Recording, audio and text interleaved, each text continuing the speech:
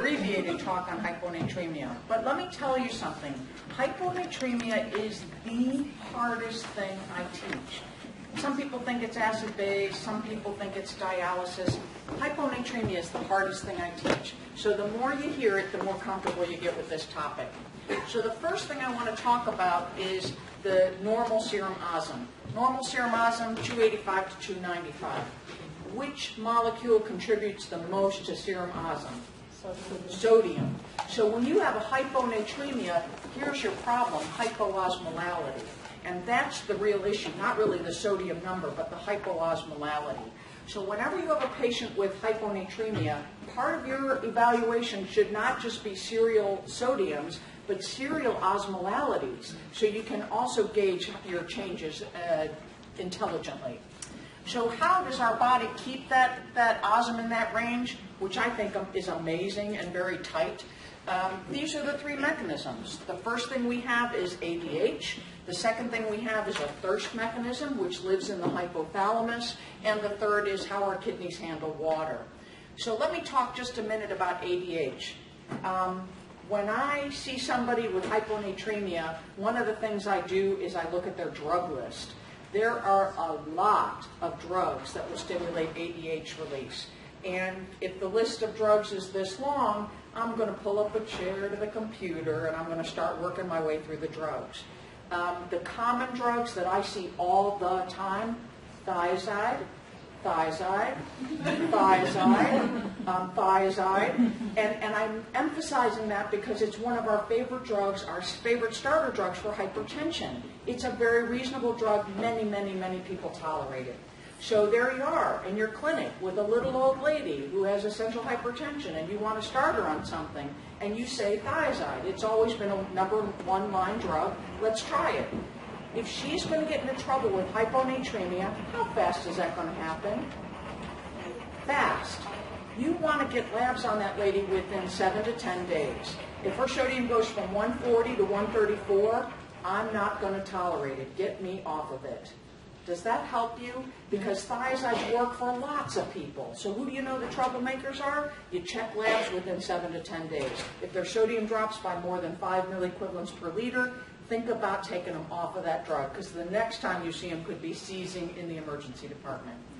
Other common drugs on that list are morphine, barbiturates, vincristine, chlorambucil, chlorpropamide, carbamazepine. There's a lot. So like I said, if you get a hyponatremic patient on a bunch of drugs, you may just have to sit down and start looking them up. On the flip side of that, there are not that many drugs that inhibit ADH. As a matter of fact, I can think of 2. What do you think of as inhibitors of ADH? Oh, okay. We got Vaptans now. I guess I have to say 3. Nobody went to college but me? Alcohol. Very good. The other one that comes in handy, and I see a couple of EM-IM guys in here, is Dilantin. And Dilantin is a handy trick when you're in the ER with someone seizing who has a sodium of 118. You say to yourself, gee, is this seizure related to this hyponatremia? Well, if you're going to give Dilantin anyway, that'll help your seizing. And if ADH has anything to do with it, you will also help turn off the ADH effect. So Dilantin and alcohol are really the only 2 that turn off your ADH. Thirst is a little stickier. We just had a really cool consult this week with a guy who was drinking 5.5 liters a day and peeing out 6.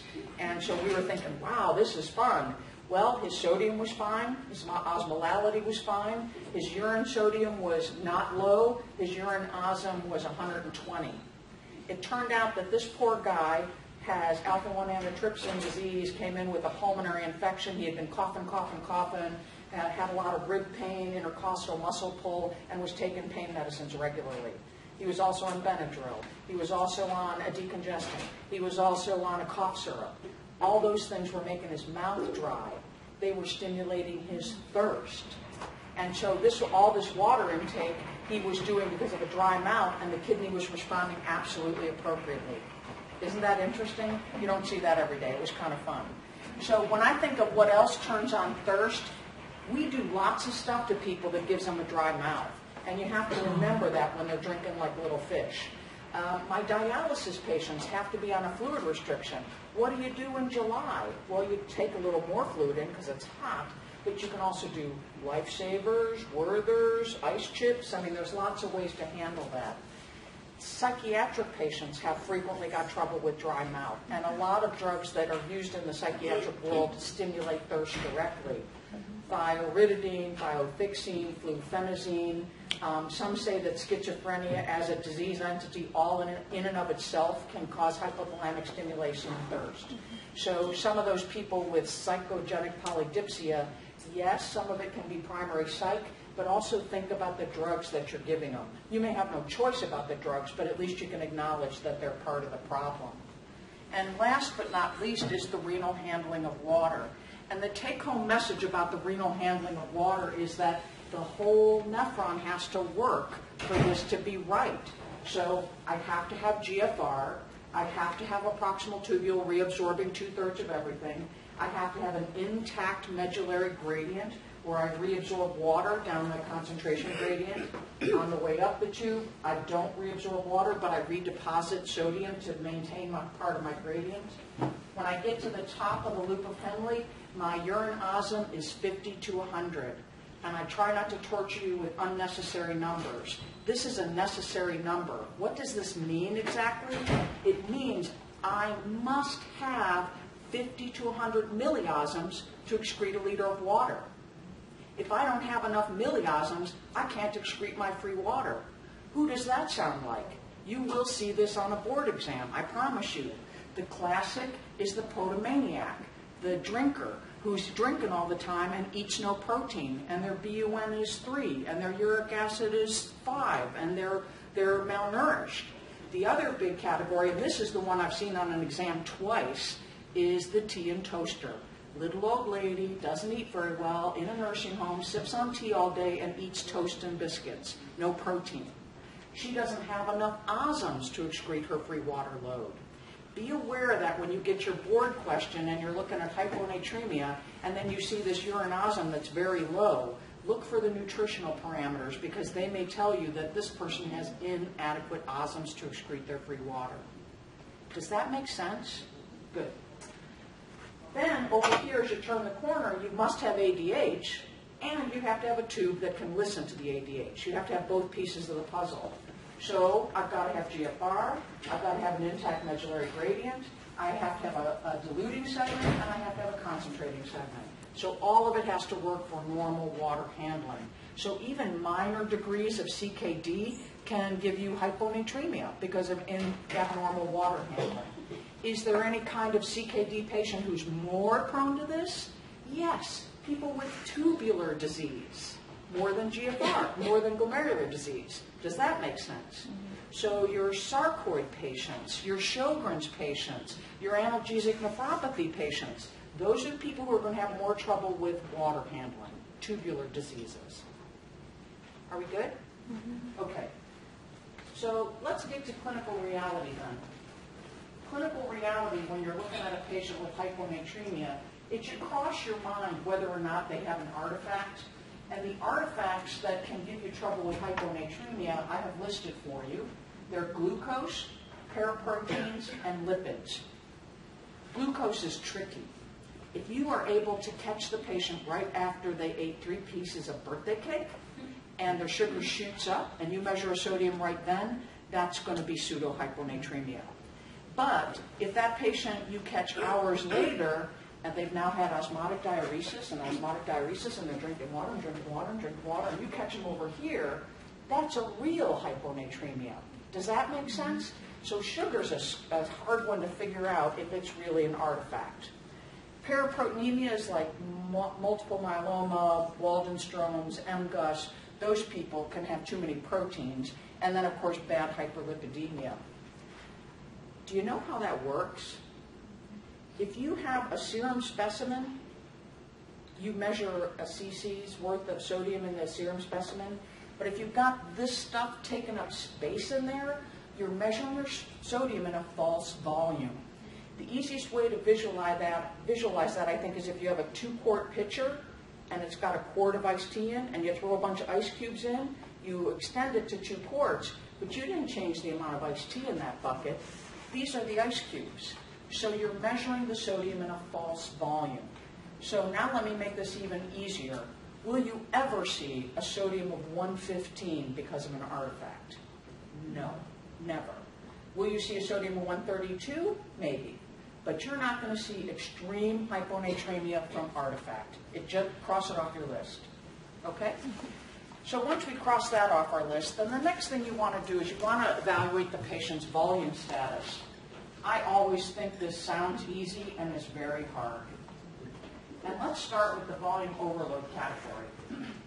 The big patients we see in this category are your CHF patients, your cirrhotics, and your nephrotics. Also in this category are your CKD, ESRD patients. The problem here is that all these states compromise renal blood flow. If I've got an EF of 20%, I'm not delivering blood to the kidney very well. What does the kidney think? The kidney thinks, oh my God, your volume deplete. Let me hang on to all the salt I can. Maladaptive, but appropriate for the kidney to do that. Cirrhotics, same thing. Very low oncotic pressure, big shunt fraction. Is the cardiac output in cirrhotics high, low, or normal?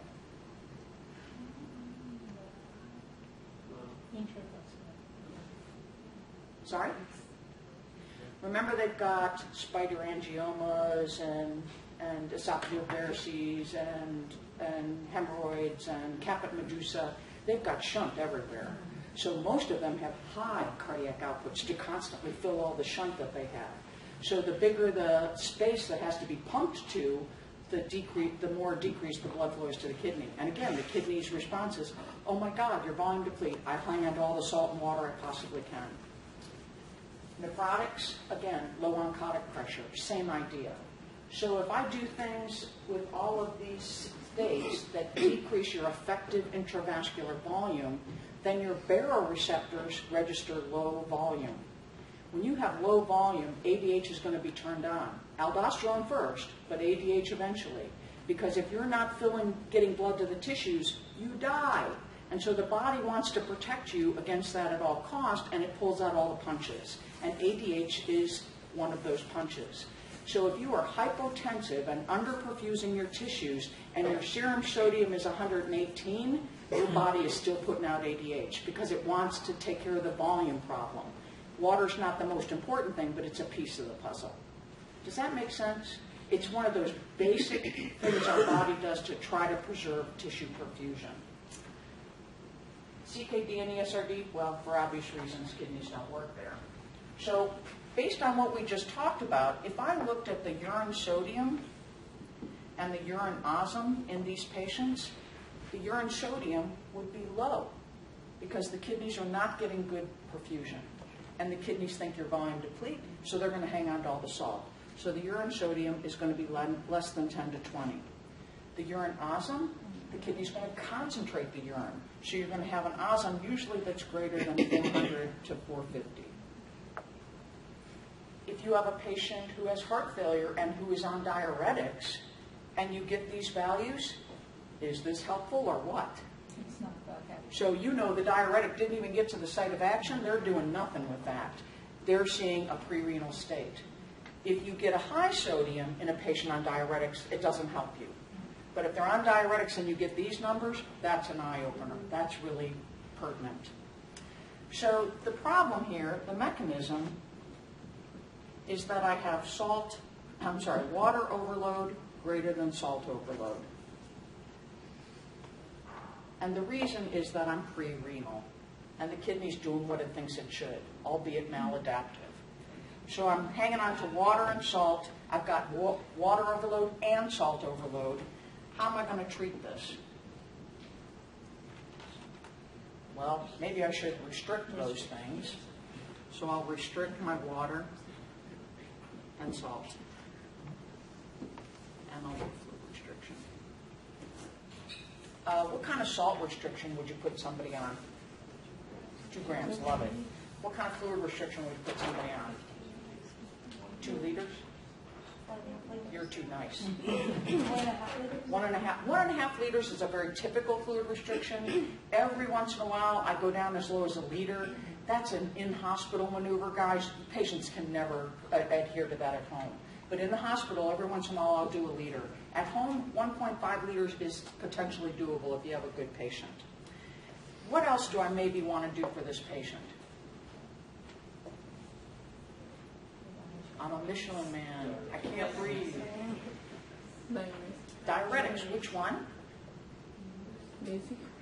Lasix, some loop diuretic. And the reason you want to choose loop diuretics here is if I gave all of you guys with normal kidneys a loop diuretic and then measured what kind of concentrations you'd have in your urine, what it looks like is half normal saline.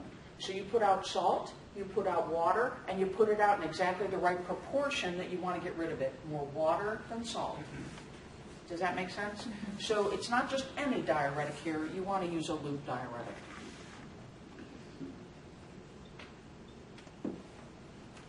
This is your easy one. You see this all the time, right? Okay. Volume deplete category. Volume deplete patients come in several flavors. There's GI losses, there's renal losses, there's third space losses. GI losses, the obvious ones are vomiting, diarrhea.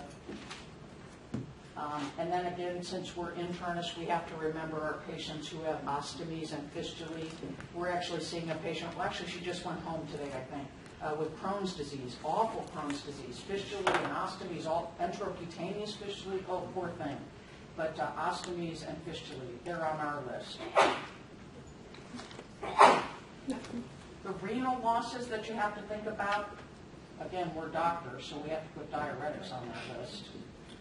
We already talked about the tubular diseases being more important, chronic interstitial nephritis. RTAs are tubular issues. And then, of course, you've got to have aldo so that you have the salt reabsorptive piece. Primary hypoaldo I'm putting there.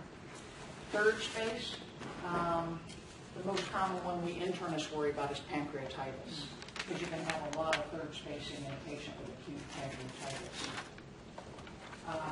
But also on this list are several things which my dermatology colleagues could be in the emergency room for at 2 a.m.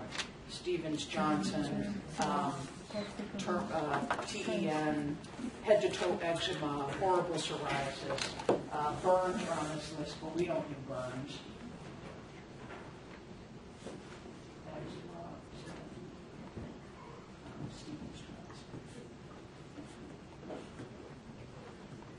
I'll never forget the first time I saw a patient with head-to-toe eczema. I was an intern, and I'm looking at this guy, and he's orthostatic and tachycardic, and I'm thinking, really? I have to admit somebody because of a derm problem? And my attending is like, yeah. You just don't realize how much losses you can have through the skin. So you will see some of these people sometimes. So the problem with this patient is that they really are volume deplete, and they really are pre-renal. And so when you look at their urine sodium and their urinosum, it's exactly what you'd expect. They're putting out very little sodium because they're trying to retain it all, and their urine is very concentrated. And this looks just like this because the mechanism is the same. The kidney's perfusion is decreased. The kidney responds to what it sees. So here the mechanism is salt loss. And so to treat these people, I'll give them back some salt. Normal saline or salt. Whenever I have a patient who falls into this category, and ostomy patients are the ones that I struggle with the most, I can put them on salt tablets. I tell them to sprinkle a little extra salt in their food, and then I swear them to secrecy not to tell any of my other patients. Because these are a special category of patients where they really do need more salt in their diet. The hard category is this one in the middle. And unfortunately, you guys, this is where the board likes to draw questions from, so it's worth spending a few minutes on. The folks who take in increased water, we've already talked a little bit about psychogenic delicacy patients. The other category is patients with hypothalamic disease. The most common hypothalamic disease that I've seen with altered thirst is stroke. But it can be tumor, it can be infection, toxoplasmosis, cysticercosis, I've seen this with once. People with hypothalamic disease really hate it when you call them psychogenic polydipsia. And these are people that you have to think about, how can I turn that thirst mechanism off? There is one way to do this. It seems as though one of the mediators of thirst is A2, angiotensin 2. So you could try ACE inhibitors or ARBs. Do I have a wealth of experience with this? No. Have I had any? I've had 2 patients that responded beautifully to ACE inhibitors turning off their thirst. Both of them were stroke patients, for what it's worth. The inability to excrete free water, there's several of these. The first on the list is hypothyroidism. Hypothyroidism. And this is not run-of-the-mill hypothyroidism. This is people who are progressing toward myxedema. I have really bad hypothyroidism. Addison's disease. And now you can see how my little nice clean little chart is not as clean as you'd like, because if you have bad Addison's disease, you move over to the volume deplete category because you're overtly hypotensive. The third one on this list is podomania, which we've talked about briefly, the tea and toaster and the drinker with bad nutrition. The fourth one on the list is reset osmostat. And last on the list is SIADH. SIADH is last on purpose because it's a diagnosis of exclusion. You really have to think about all this stuff before you label someone SIADH. Reset osmostat, let me say something important about that. We're internists. Yes. This means we don't have to see this very often. The most common physiologic reason for reset osmostat is pregnancy. Pregnancy. Did you ever wonder how pregnant ladies are able to increase their blood volume by 50 to 100%? Their sodiums are all lower, they have more water, they have reset their osmostat because of the hormones involved with pregnancy. Reset osmostat in our world is an uncommon phenomenon, thank God. It's the obstetricians who are more likely to see the fluctuations in electrolytes, and they're so used to it, it doesn't even bother them. But we're not going to see that too much. SIADH, if you get all the way down to this level, my simple brain puts it down to a differential diagnosis that only has 3 possibilities. When you think of SIADH, what are the options? Big picture options. No. Medication is something I can get rid of. So this is something that's happening inside you. Malignancy. Malignancy? Malignant stuff?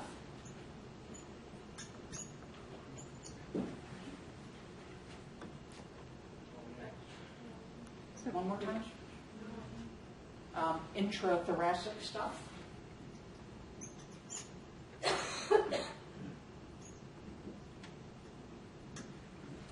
And last, intracranial stuff.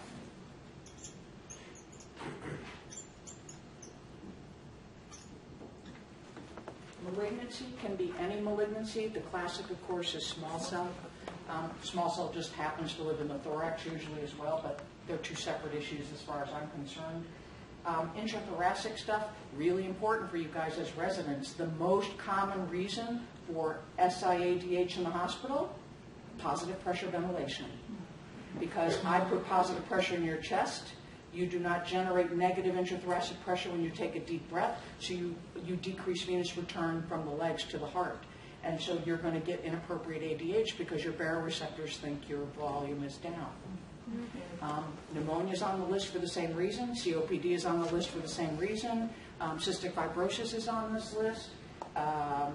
Restrictive kyphoscoliosis is on this list. So there's actually a lot of reasons. If you don't generate normal negative intrathoracic pressure when you inspire, you're going to have more trouble with the tendency toward inappropriate ADH. And intracranial stuff, fascinating. Strokes, tumors, trauma. And my favorite part of this is that being a nephrologist, I get to go all over the hospital. So I go all over the hospital, including the trauma unit. The trauma unit has guys that are in car crashes who bong their head, and they are all the world acting like a central DI, central DI, central DI, central DI. And then on day 5, they do exactly the opposite and turn into an SIADH. So trauma patients really have to be watched very closely because they can go from one extreme to the other. And there's no telling when you have trauma whether you're going to get SIADH or you're going to get a DI picture. It's always fun to do those patients. Are we good? I'm in the home stretch.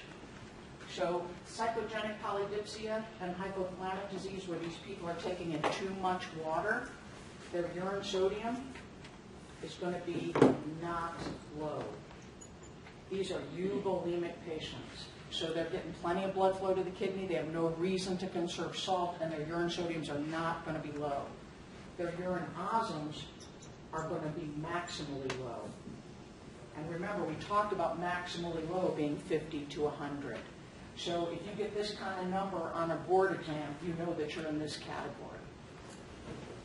Hypothyroidism and Addison's are much trickier and harder for me to explain to you in a reasonable way. But thyroid hormone and cortisol are both hormones necessary to every cellular function in the body so that the cells can function efficiently. So what does your urine osm do here? You're isotonic. You don't concentrate or dilute. And the urine sodium is, again, not low because you're euvolemic. Potomania, urine sodium, not low. They're euvolemic. But their urine osm is going to be 50 to 100. These are the people who don't have enough osms. They're taking advantage of every osm that they have. Reset osmostat, I'm so happy we don't see this one very often.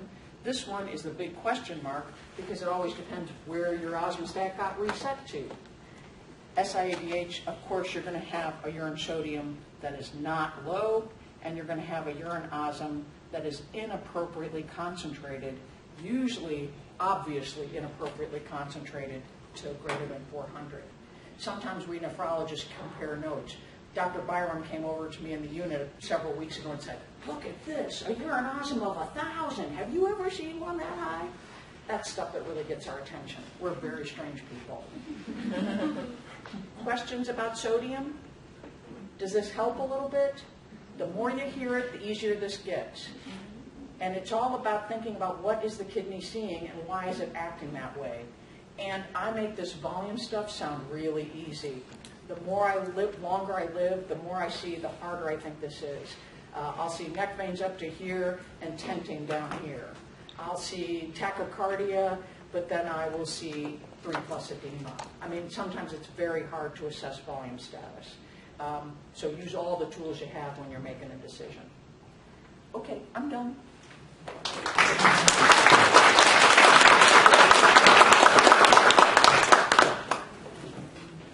Thank you for your kind attention.